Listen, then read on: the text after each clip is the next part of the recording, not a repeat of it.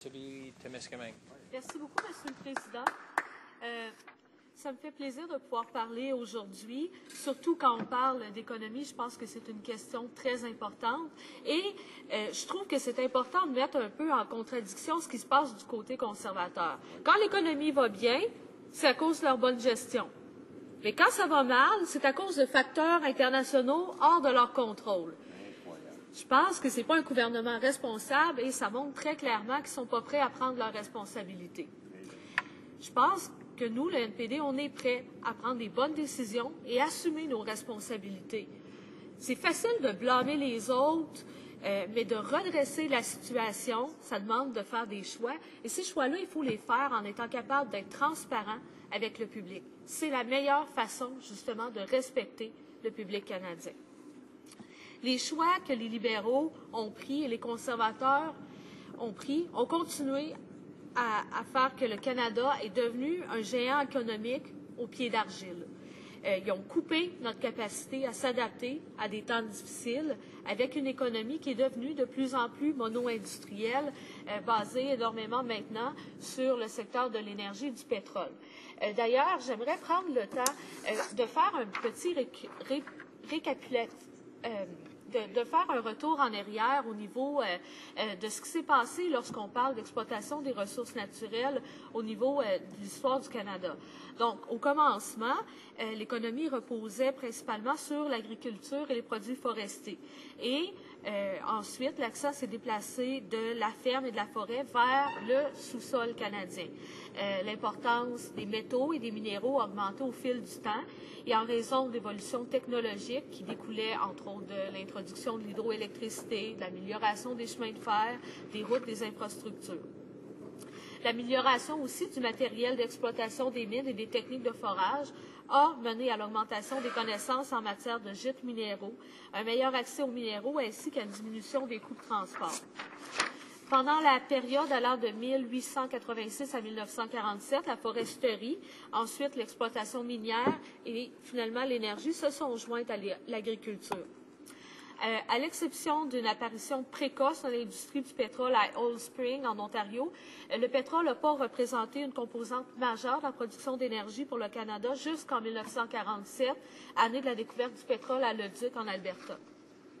Après le choc du prix du pétrole de 1973, la production de sources d'énergie conventionnelles a augmenté et l'innovation technologique a permis le développement et l'extraction des sables bitumineux au Canada. Quand on observe l'évolution de l'exploitation des ressources en pourcentage de la production canadienne, on observe un équilibre sectoriel à partir de la fin des années 60 jusqu'au milieu des années 70.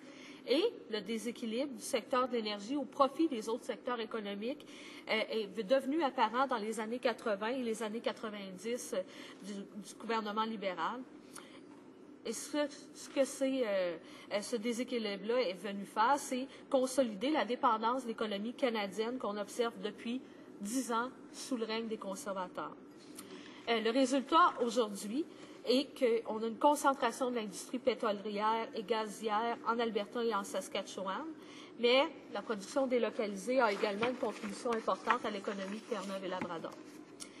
Bien que l'importance des produits énergétiques ait monté en flèche pendant les 40 dernières années, l'histoire économique du Canada a été influencée par la richesse de l'ensemble de ses ressources. L'énergie est la dernière manifestation de la dépendance profonde que le Canada a développée au sein d'une économie mondiale et intégrée. Donc, bien que les ressources naturelles ont financé le développement du Canada pendant des générations, à l'heure actuelle, la concentration du secteur de l'énergie dans le panier des ressources naturelles semble donner raison au chef de l'opposition dans l'analyse qu'il offrait en 2012.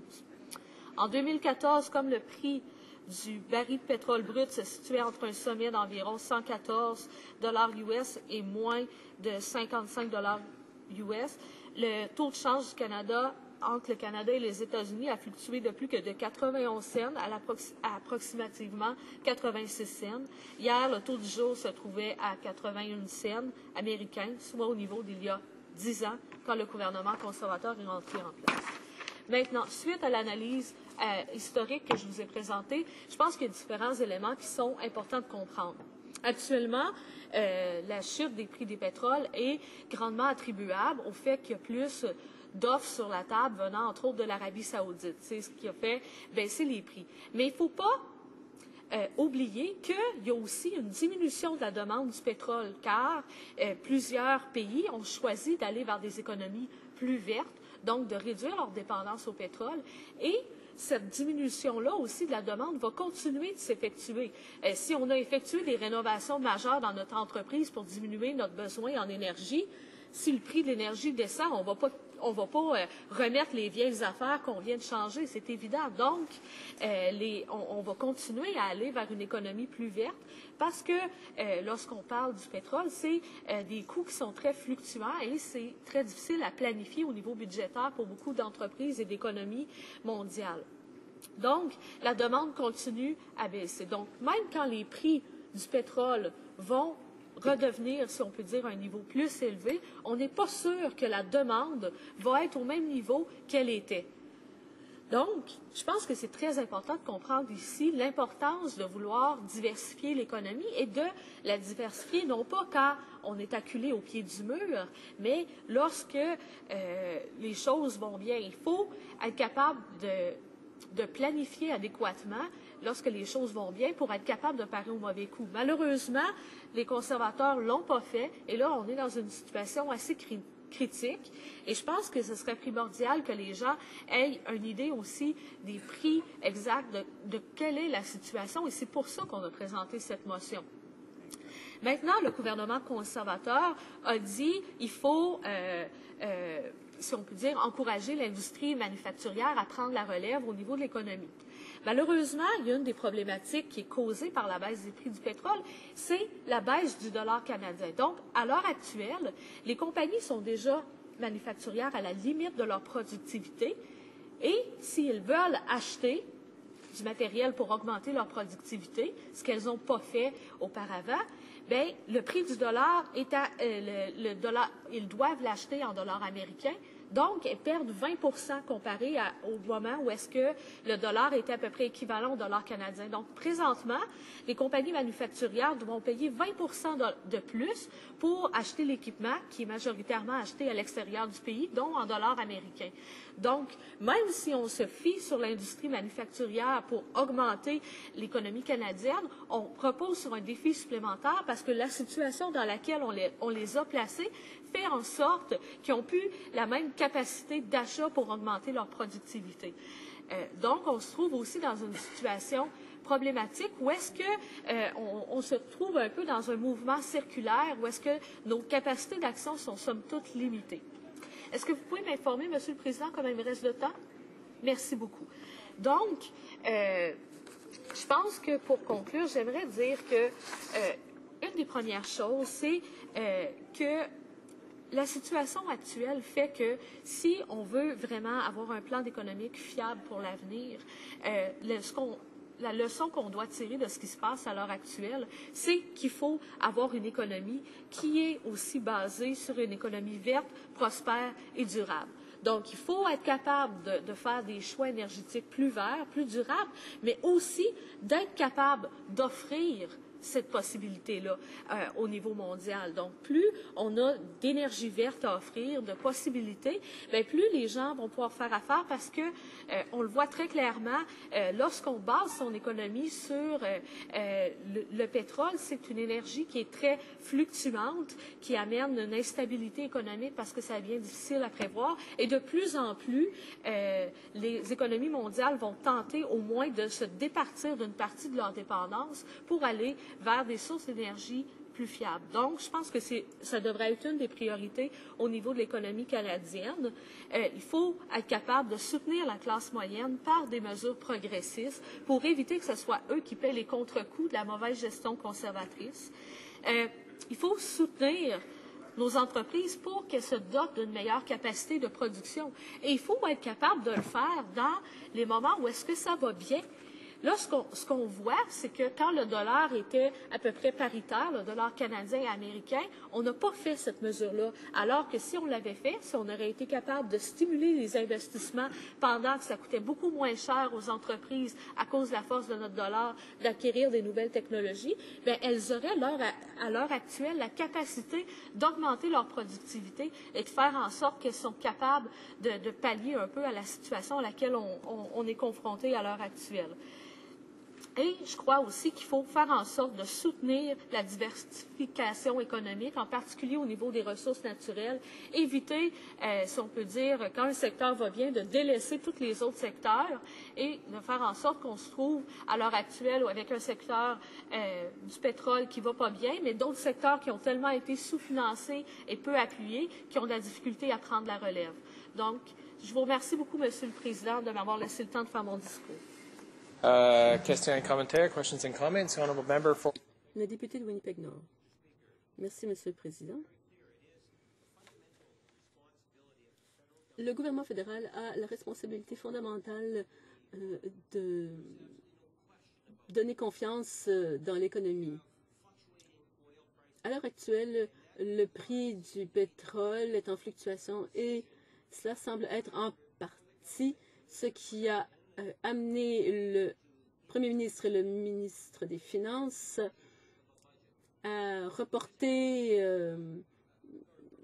sine die le dépôt du budget, ce qui, à son tour, suscite de l'inquiétude, car on se demande si le gouvernement a confiance dans l'économie.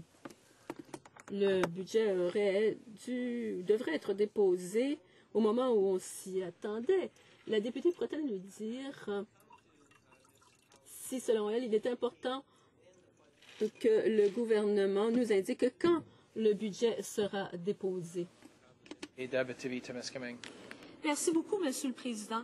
Ce que je tiens à préciser, c'est que dès le départ, dès le gouvernement libéral des années 90, il y a eu des choix économiques qui ont poussé, si on peut dire, notre économie un peu dans un coin en refusant de diversifier de manière proportionnelle et en refusant de voir qu'il pouvait avoir des contre-coups à aller directement vers une économie basée essentiellement sur le pétrole.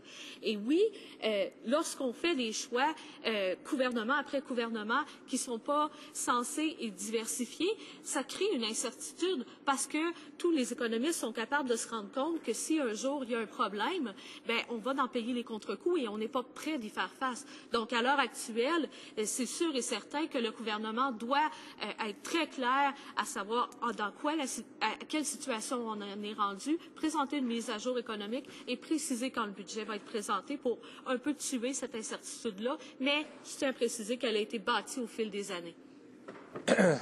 Question et commentaire, l'honorable député de Beauport-Limoilou. Oui, merci, Monsieur le Président. Merci à ma collègue d'Abitibi-Témiscamingue pour son discours.